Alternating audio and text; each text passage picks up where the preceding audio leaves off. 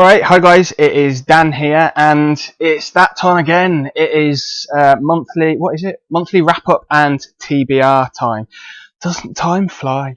Anyway, I've had a pretty decent reading month in terms of the quality of what I've read. I've been really enjoying a lot of the books. There aren't any real stinkers in there, so let's just get straight into what I've read. Now, all these books that I have read this month, there are reviews up, so you can check out any that you're interested in. But let's jump straight in. Right, first up, might as well cover both of these together. We've got Warriors of the Storm by Bernard Cornwell, and also The Flamebearer. Now, these are books 9 and 10, I think, or 10 and 11 in the Last Kingdom series, which I've been doing a reread of since basically the start of the year. And The Flamebearer here is the last book in that series that I actually own. There is another one that comes after it. I believe it's called The War of the Wolf, but I don't own that, and I am definitely going to get it at some point. But you know, for the purposes of my channel, my reread of the series is complete, let's say. And yeah, these books, I really enjoyed them. I really enjoy this entire series. If you don't know, it's Anglo-Saxon based historical fiction, very much sort of action heavy, first person from the perspective of a Saxon warlord, Uhtred of Bebbanburg. And yeah, while these aren't, I would say these two books, they're not the strongest books in the series, but they do hit a lot of the points, a lot of the sort of like narrative points that Bernard Cornwell has been building up to throughout the entire series. It's not too much of a spoiler to say that the Flamebearer is the one where Uhtred finally has his homecoming that we've been building up to for, like I say, 10 books. And there's a lot of setup for that in Warriors of the Storm, but you know, it's still its own story, and a good story in its own right. But yeah, we finally get that big cathartic moment in the Flamebearer, so that was very satisfying. And yeah, I'm be interested to see how it progresses in the next book now that we've had that, you know, big moment that we've been really building up to. Where's he going to go from here? I've got some ideas, but we'll see whether I'm right or not. Right, the next book that I read in, actually, what month was it just now? June? The next book that I read in June was Ship of Magic by Robin Hobb. And this is the first book in her Live Ship Traders trilogy, which I've heard nothing but good things about. I mean, people absolutely love this. It's a follow-up trilogy to her Farseer trilogy, which I read earlier in the year, and I thought it was absolutely fantastic. There's some big differences in this one. It's set in the same world, but it's set in a completely different place. And you know, so far in this book, there's not an awful lot of links between the two trilogies, but it seems like I've just started the second book, and it does seem like that sort of builds up over the course of the book. So it'll be interesting to see these links as the trilogy progresses. Also, this is written in the third person, and it's got multiple point of view characters, whereas the Farseer trilogy was first person, all from the point of view of one character. So yeah, a big difference in writing style there, but I've got to say, I still really enjoyed this book. But yeah, this is really more of this is a family drama. It's based around the Vestrit family. There are a few other characters in there. It's got a big maritime feel to it, obviously, you know, ships and whatever involved, but the Vestrit family and a bunch of other families in this fictional city of Bingtown, they have these like magic ships that sort of they're sentient creatures in their own right. You know, they can they can converse with them. The ships can, you know, help the sailors, and they sail better than normal ships, and they're the only ships that can go up this one sort of really dangerous river, because normal ships just get like destroyed by it. And as I say, it follows this one family, the Vestrit family, as they start to come to terms with the sort of death of the sort of patriarchal figure of the family, and also this new magic ship that they've got. So there's a lot of stuff they've got to deal with. But yeah, really fantastic stuff. If you're interested in that, like I say, you can check out my review. Next up, another absolutely fantastic read. Really, really love this one. This is The Lies of Lamora by Scott Lynch. It's the first book in his Gentleman Bastard sequence, and it's a fantasy, but it's like a fantasy sort of crime thriller, which is quite an unusual combination of genres. I've not particularly seen that before. We follow the Gentleman Bastards, who are this group of con men, as they embark upon their sort of latest scheme to basically steal the wealth of one of the rich families of the city of Camor, where they live. This had a really sort of a good combination of sort of a light-hearted tone, but also with some real gritty, dark realism in there. The setting itself had a kind of medieval Venice feel to it that I thought was really well done. It was a really detailed setting. Scott Lynch has obviously put a lot of thought into the sort of culture of this city, and I really enjoyed that as well. And there's some fantastic characters and some fantastic character relationships in this one.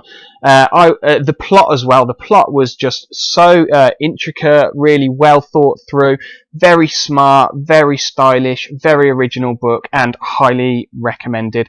I've got the next book in that series. In fact, that'll be coming up later in the video. So, Alright, and next up we've got, I started a reread of another one of my favourite historical fiction series, the Long War series by Christian Cameron. This is the first book in it, Killer of Men, that I finished this month, and yeah, really great to get back into this.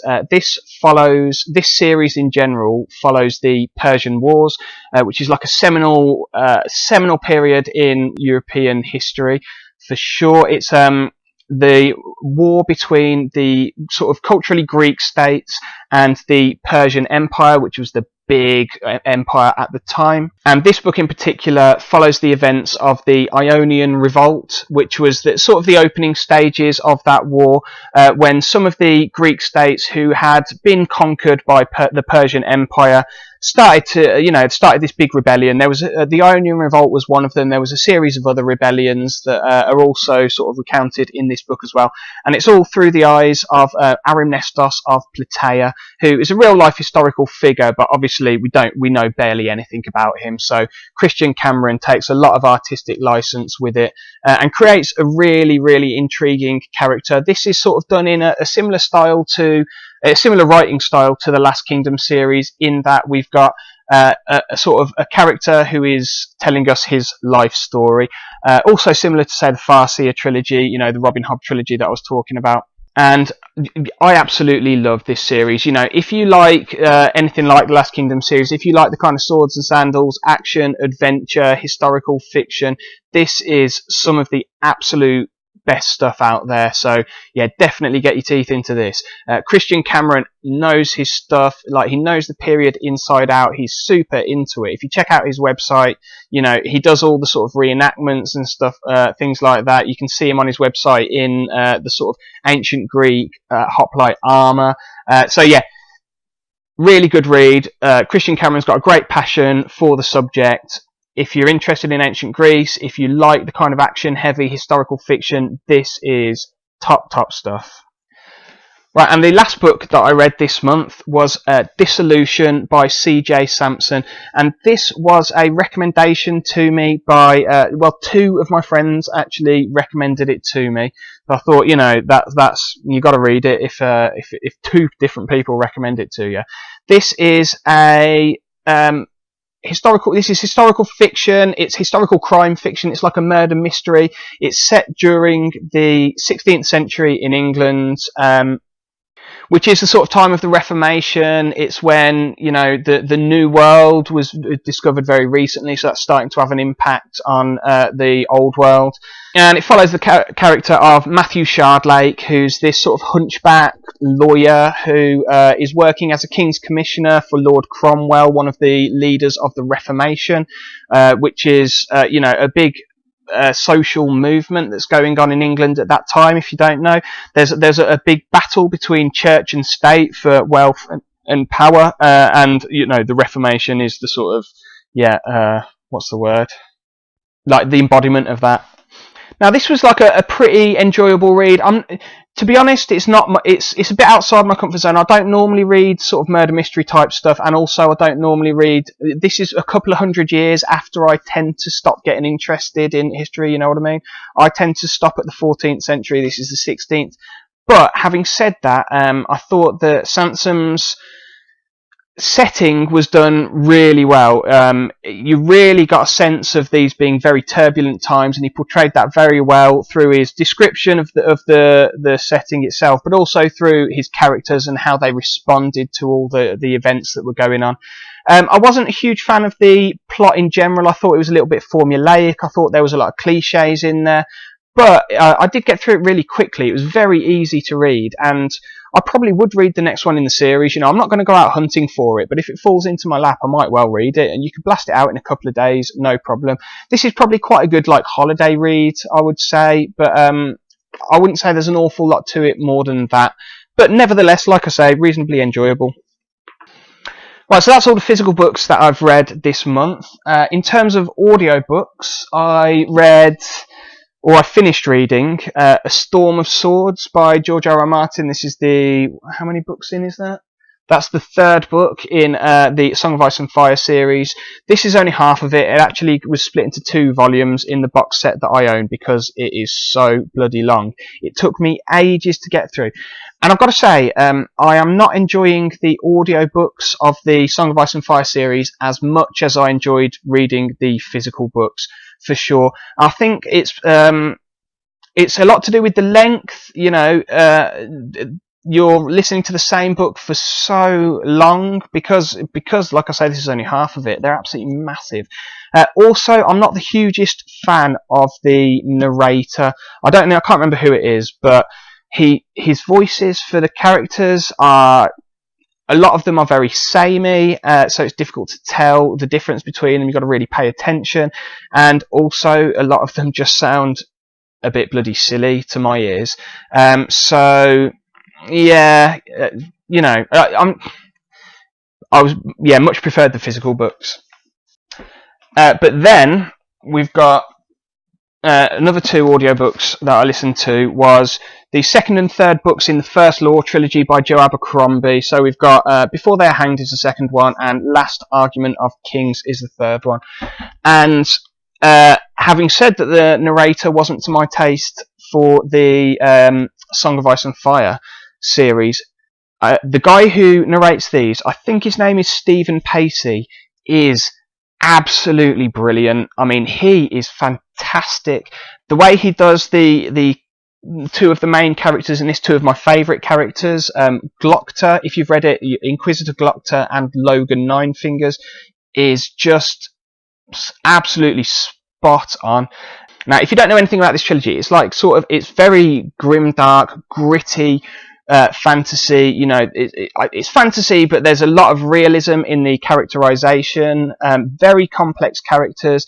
You know, totally flawed heroes. The villains are very rounded. They've got a lot of depth as well. I mean, I say, you know, heroes and villains. There's not really heroes and villains. There's just people doing their stuff, and sometimes they do the right stuff, and sometimes they do the wrong stuff.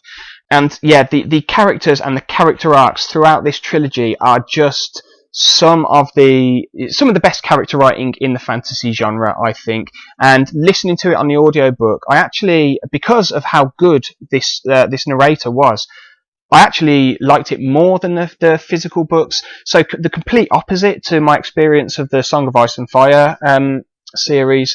I would definitely recommend listening to the audiobooks of this series. Right, so that's all the books that I have read in the month of June.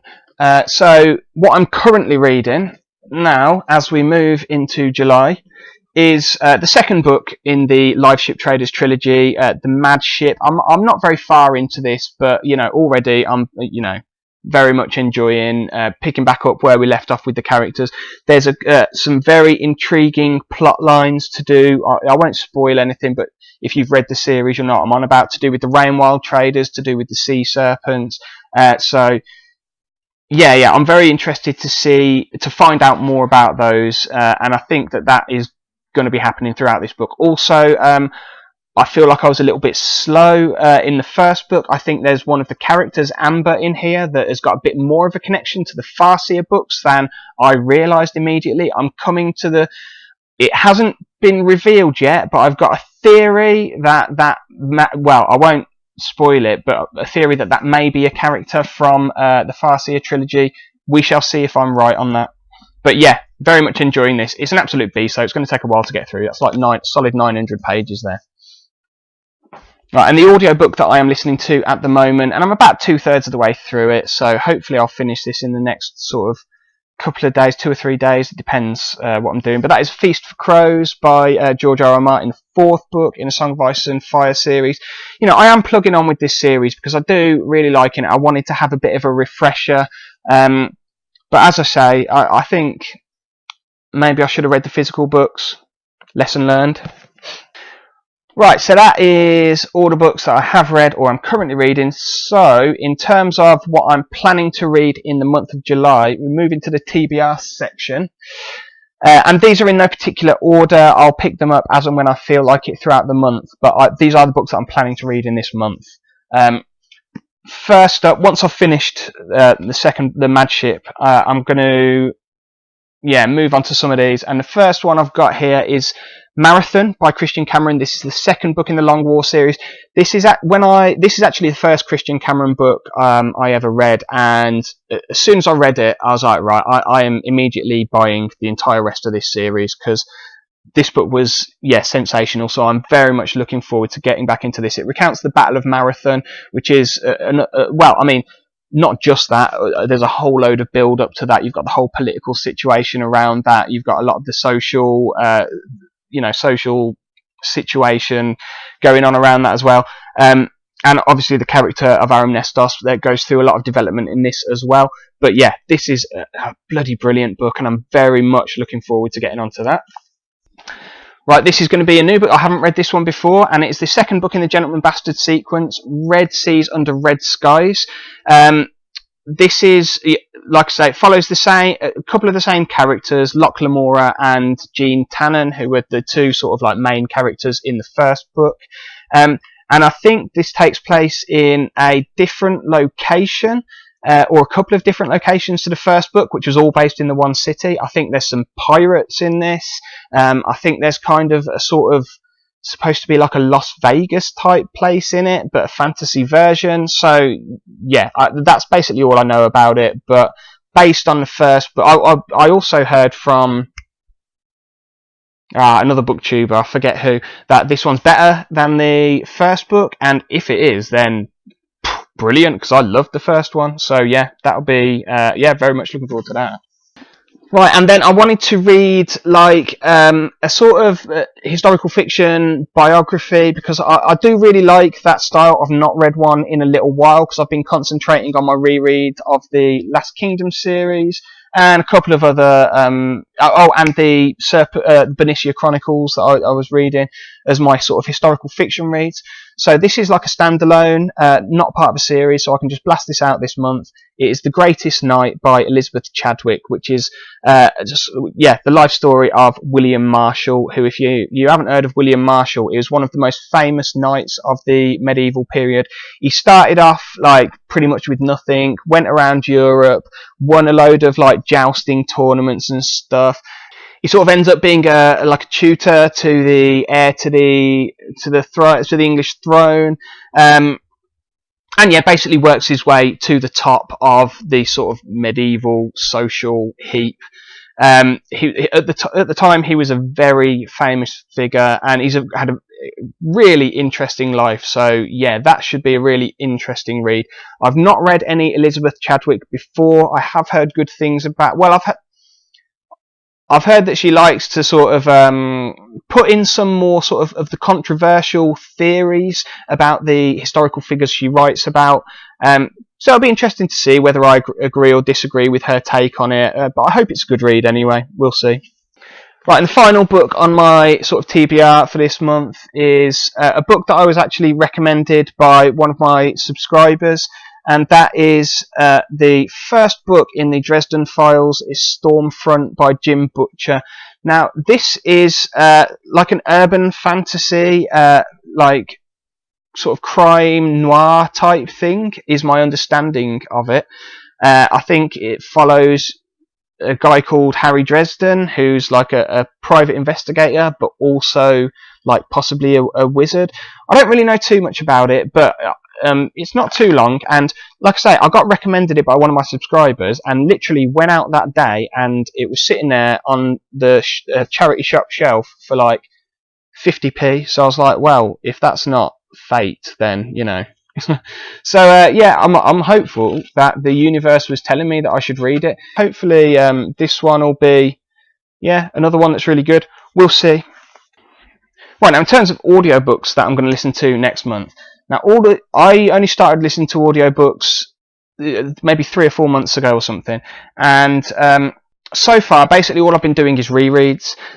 But because I enjoyed the First Law trilogy by Joe Abercrombie so much on the audiobook, I've gone ahead and downloaded, there's 4 more standalone novels set in that universe, and they are narrated by this Stephen Pacey. You got to forgive me if I'm getting his name wrong, I think that's what it is, but yeah, they're narrated by him, and as I say, he was just utterly brilliant, like a fantastic narrator. So I've got them, and I'm gonna, after I've finished Feast for Crows, I'm gonna just start working through them. I don't have the physical copies of them, and I haven't read them before, so this is kind of a new step in my sort of audiobook journey, if you will. I really don't know anything about these books apart from they're set in the same universe. I don't think they follow the same characters necessarily, or at least the main characters in the First Law original trilogy are not the main characters in this. They may have cameos and stuff like that. They're called Best Served Cold, The Heroes, Red Country, and Sharp Ends. So yeah, as I say, finish Feast of Crows, crack on with them. Right, so there you go. That's all the books I've read in June. That's a few of the books I'm planning to read in July. I may well read more than that. It depends how long it takes me to get through them. But yeah, if you've read any of them, then please let me know. If any of them sound interesting, you know, put it in the comments, and I'll see you for the next video.